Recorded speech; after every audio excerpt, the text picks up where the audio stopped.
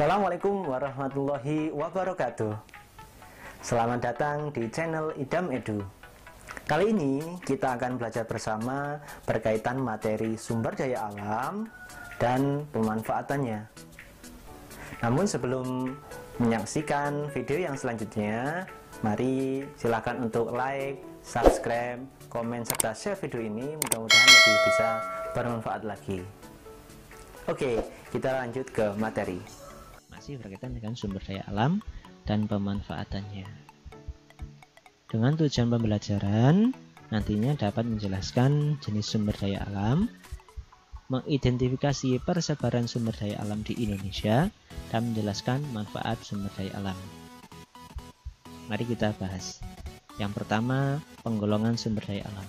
Sumber daya alam atau disingkat SDA adalah segala sesuatu yang ada di alam dan dapat dimanfaatkan untuk memenuhi keperluan manusia. Berdasarkan ketersediaannya, sumber daya alam dibagi menjadi dua, yaitu sumber daya alam yang dapat diperbarui dan sumber daya alam yang tidak dapat diperbarui. Yang pertama, sumber daya alam yang dapat diperbarui atau renewable resource.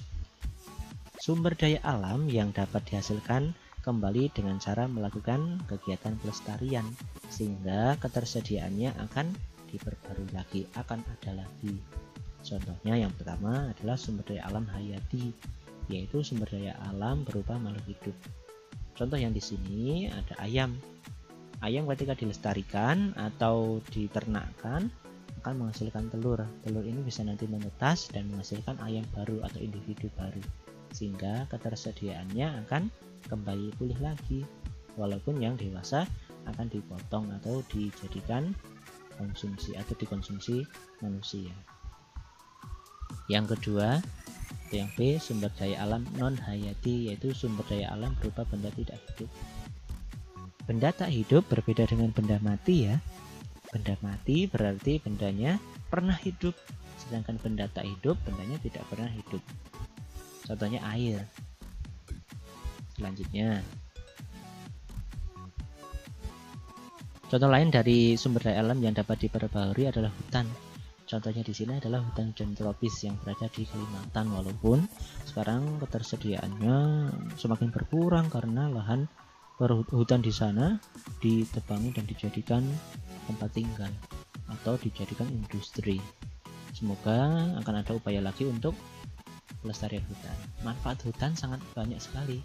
Merupakan sumber kayu untuk bahan bangunan maupun bubur kertas atau pulp. Yang kedua, penghasil oksigen yang pernah disebut sebagai paru-paru dunia. Yang ketiga, ada penyimpan air, kemudian ada habitat berbagai jenis satwa, ada pengendali erosi, kemudian ada sebagai penelitian dan rekreasi juga, dan lain sebagainya manfaatnya. Berkaitan dengan hutan sendiri, perlu adanya konservasi. Hutan harus dicegah dari penggundulan maupun sistem perladangan berpindah dan pembakaran hutan. Ketika ada penggundulan, akibatnya bisa terjadi bencana. Sedangkan ketika ada sistem perladangan berpindah atau pembakaran hutan, bisa tahu sendiri akibatnya. Hutan bisa terbakar, polusi asap yang sangat pekat mengganggu kesehatan paru-paru. Oleh karena itu, mari kita usahakan untuk mengkonservasi hutan. Konservasi artinya adalah pelestarian. Yang selanjutnya ada hewan ternak. Ini termasuk juga dari sumber daya alam yang dapat diperbarui. Karena sebagai sumber protein hewani, susu, dan kulit dari hewan ternak itu manfaatnya. Ada tanah atau pertanian. Ini juga merupakan sumber daya alam yang dapat diperbarui sebagai sumber pangan. Air sebagai contoh yang tadi, air sebagai dapat dibendung untuk penyedia tenaga listrik atau pembangkit listrik. Ada irigasi, saat kemarau irigasi berarti pengairan. Kemudian yang ketiga, menampung kelebihan air saat musim hujan atau mencegah banjir. Air ini bisa untuk industri atau perkotaan, bisa untuk pengairan atau untuk penampung agar tidak banjir. Yang selanjutnya ada sinar matahari. Ini termasuk sumber daya alam yang dapat diperbarui namun berupa benda tak hidup. Energi sinar matahari merupakan energi alternatif yang murah dan tersedia dalam jumlah melimpah. yang sekarang dapat dimanfaatkan dari sinar matahari berupa nanti sel surya, yang ini biasanya digunakan di sel surya itu digunakan di satelit atau benda luar angkasa. Kemudian dari sel surya ini bisa digunakan sebagai mobil tenaga surya atau dijadikan alat cas baterai alami, maksudnya baterai yang dapat dicas dari energi matahari. Yang kedua yaitu sumber daya alam yang tidak dapat diperbarui. Sumber daya alam yang tidak dapat dihasilkan kembali apabila telah habis dimanfaatkan oleh manusia. Karena sifatnya yang tidak dapat diperbarui, kita harus menghemat dalam pemanfaatnya. Contohnya yaitu sumber daya energi minyak bumi. Dan ada sumber daya alam mineral logam, Mas. Ada sumber daya alam mineral non logam. Contohnya ada sulfur atau belerang. Kemudian kita membahas untuk bahan bakar fosil. Maksudnya apa ya bahan bakar fosil? Fosil itu kan tumbuhan atau hewan ya yang tumbuh atau hidup pada jutaan tahun yang lalu kemudian sudah membatu. Di sini ada batu bara. Batu bara merupakan sisa-sisa tumbuhan jutaan tahun yang lampau yang mengalami tekanan dan pemanasan bumi sehingga lama-kelamaan menjadi batu bara. Berarti batu bara itu berasal dari tumbuhan ya. Nah, ini 300 tahun yang lalu mengendap dari batu dan sekarang dapat dimanfaatkan, jadi berada di lapisan bumi terdalam. Kemudian minyak bumi. Minyak bumi merupakan sisa-sisa hewan jutaan tahun yang lampau yang mengalami tekanan dan pemanasan bumi sehingga lama-kelamaan menjadi minyak bumi. Minyak bumi yang ada di dalam perut bumi ini tidak serta-merta bentuknya langsung seperti yang ada di SPBU, tempat pengisian bahan bakar. Nah, bentuknya masih minyak mentah. Tambang minyak bumi ini nantinya akan ada proses penyulingan minyak bumi yang ada di pabrik atau tempat-tempat penyulingan yang ada di Indonesia. Yang di Indonesia misalnya ada badan usaha milik negara yaitu Pertamina. Penyulingan dari minyak bumi ini akan ada beberapa proses.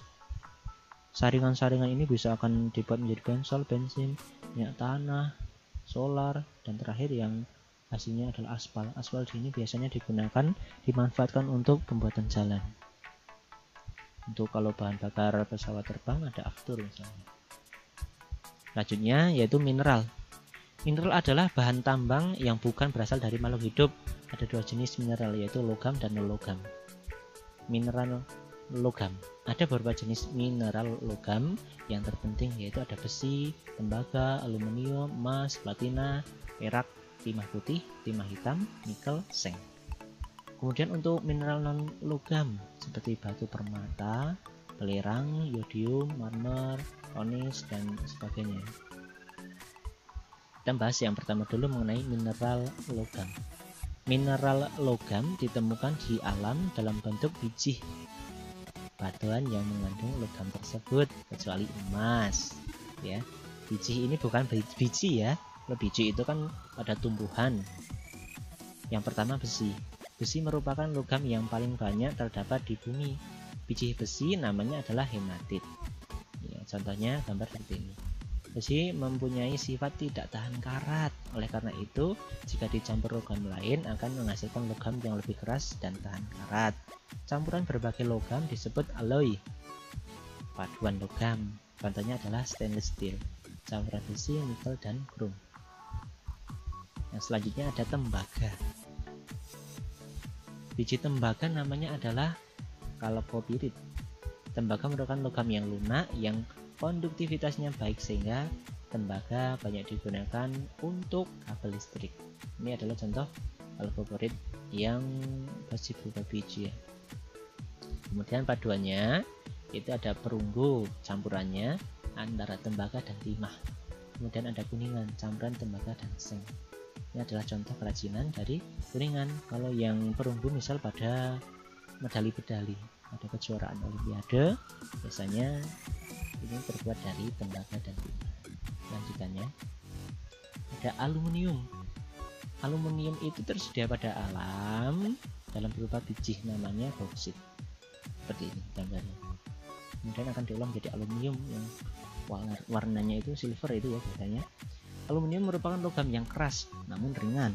Oleh karena itu dimanfaatkan sebagai bahan pesawat terbang maupun alat-alat rumah tangga seperti panci, wajan penggorengan dan lainnya.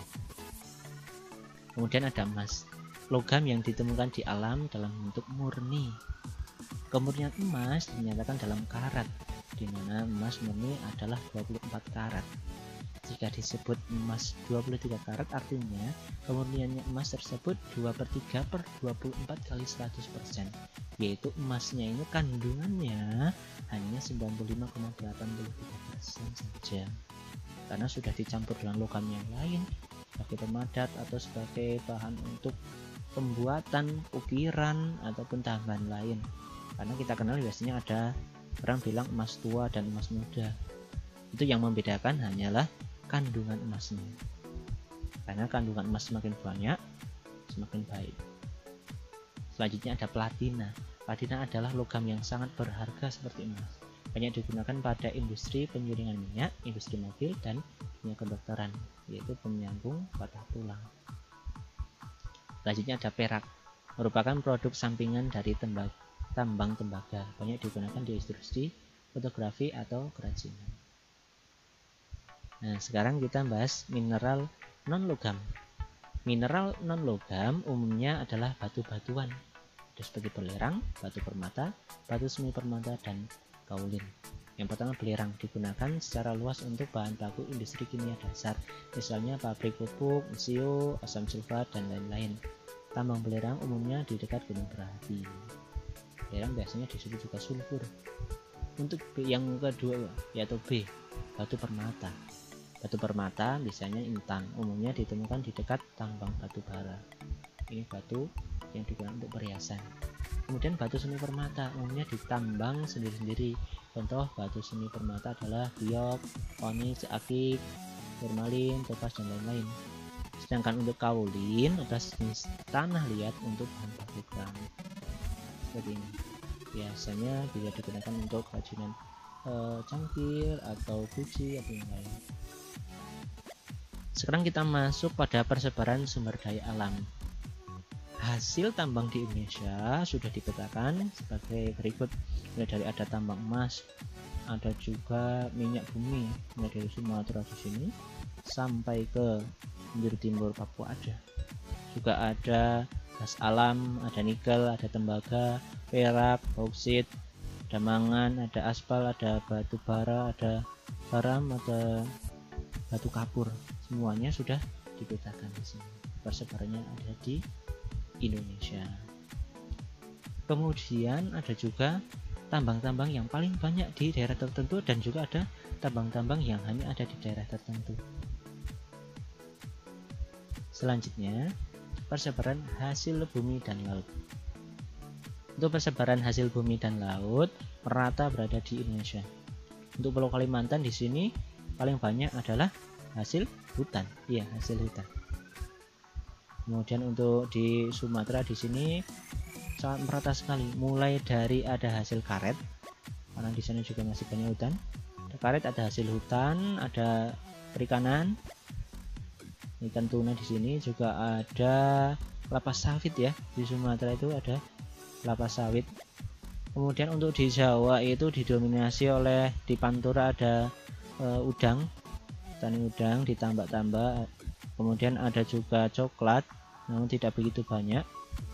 Kemudian untuk di Sulawesi ada persebaran di sini beragam, tidak begitu banyak, tapi ada minyak kayu putih yang belum tentu ada di daerah lain. Karena di sini salah satu penghasil minyak kayu putih.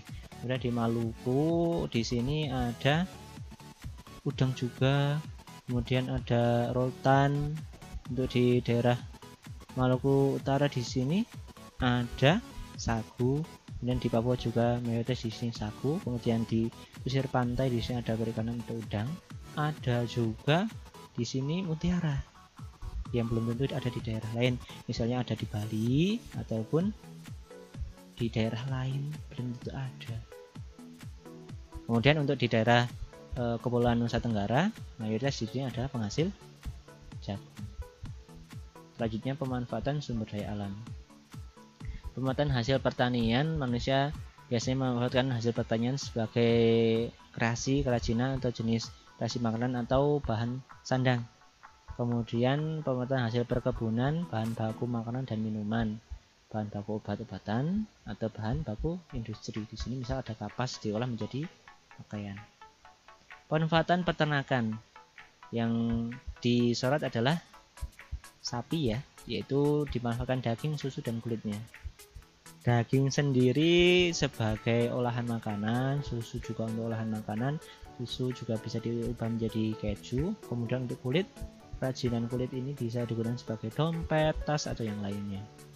Kemudian hasil laut, misalnya adalah mutiara. Hasil laut ini dimanfaatkan sebagai perhiasan. Kemudian untuk hasil kehutanan atau hutan dimanfaatkan manusia sebagai sumber bahan baku kayu, madu, dan objek wisata.